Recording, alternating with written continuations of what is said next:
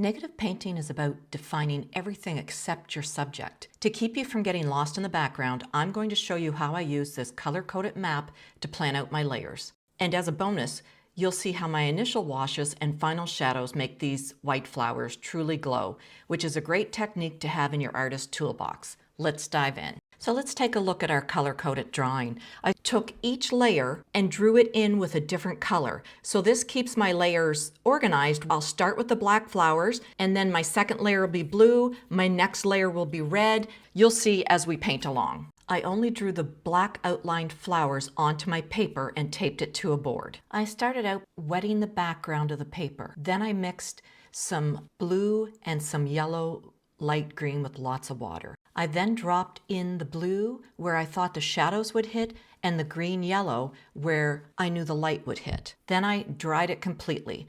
So keeping my paint still fairly light, meaning more water, I'm simply going to paint around those flower shapes that I drew onto my paper.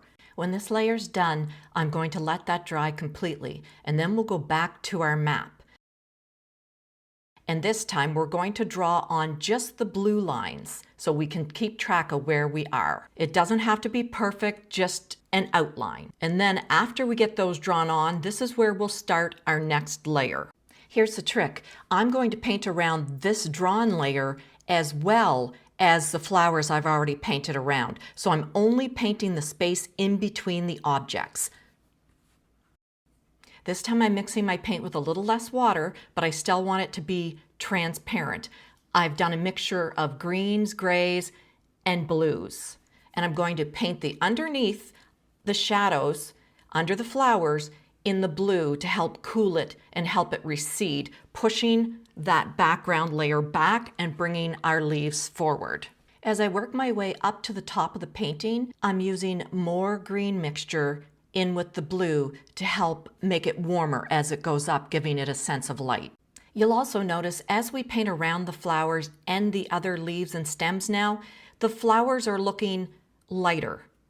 And when we're finished, they will end up being the lightest object because they were the first thing we painted around. Okay, let's let that layer dry completely. All right, so this time we're only drawing the red lines and we're going to actually paint all of the background except for the drawn in parts and the parts that we previously did not paint. So we're still only doing the little negative pieces in between the actual subject. So I've also pre-mixed some more colors, warms and cools, and they're getting a little thicker each time, but keep in mind we still need water. We still want those layers to be transparent. And if you notice now our little spaces are getting a lot smaller that we need to paint because we're avoiding anything that we have drawn on. So any new little leaves, any new little stems, and we're also not painting the flowers, the leaves, or the stems that we previously didn't paint. This gives such a nice layered depth effect. Like as you go back, you can see the layers in the background. It's such a beautiful technique to use and really enhances artwork. And again, as I work my way up, I'm actually making the top warmer than the bottom because the top is in light and the bottom is in shadow. Keep in mind the little areas I'm going back and touching up, the paint is still wet there. If it wasn't and it was starting to dry, it would leave a big back run. Okay, let's dry that completely before we move on. I'm sure you know the drill by now, but we're only drawing the purple lines, and there's only a few, but our spaces will still get smaller and smaller. So this is actually our last background layer. So when I do mix the paint, I will mix it a little darker, but it still has water and still flows. It's not opaque. Now, sometimes painting all of these little tiny pieces, it can be hard to keep track. So just go slow and look at what's already been defined and look for your pencil line and only paint that little piece in between the actual objects. And that is what negative painting is. You're actually painting the negative space slowly through layers, and it builds depth and such a beautiful quality. So I'm still continuing with my darker colors, the purples and the blues and the dark greens, and I'll work into more green as I move up. Now, my green is a lot darker, and I'm making it a point to put some of that green around that light of the flower heads. And if you notice, as we paint and our painting gets darker and darker, that flower head that looked like it was colored at the beginning now looks like it's light. It looks white. That's one of the joys of watercolor.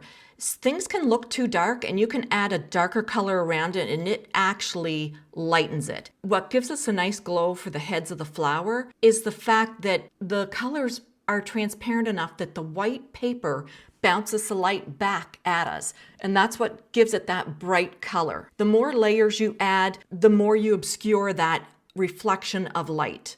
So at the top, I want to keep it still fairly glowy, so I actually add more yellow to my green mixture before I paint it onto the top of the background.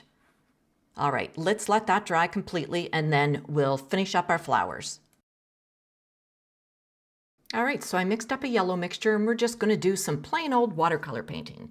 I'm going to put it on the seed heads of the flowers, and after I get them all painted in, I'll actually clean my brush and just use a very damp brush to pick up some on the light edge of the heads of the flowers. Now I've mixed up a gray, kind of blue gray. I'm using it to put shadows on the back of the petals, and it's still very light and watery, giving the flowers more contrast so they don't look flat. And I'll do this on all the back sides of the petals and in between a few of the petals towards the front. So now I'm going to just create a darker orangey yellow, and I'm simply going to paint the back part of our seed heads. And I'm just using a damp brush and I'm just kind of pulling it out and lifting it up a little at the front to keep the highlight. Once I have that how I like it, I'm going to mix a really, really dark color, and I'm going to add some of the final little darkest details on the flowers, down by the very base of the petals and at the very back of the head of the flower.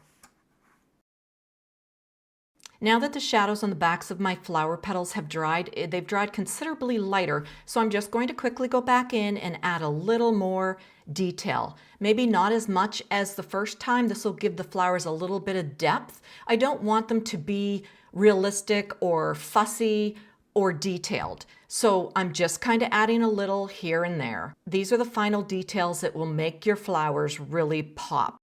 I also take a little bit of green and I'm just kind of darkening a little bit of those shadows on the petals, a little bit of those shadows on the stems and the leaves, just a little here and there, just so it's not completely flat. Everything's dry and I just want that final little pop on those flowers. So I take a very dark and I simply just reinforce that little bit of dark between the petals and the head in the shadow side. And you can see as it dries, everything has lightened up and our white cone flowers absolutely glow. I hope you've enjoyed this. Give it a try and let me know how you make out. See you in the next one.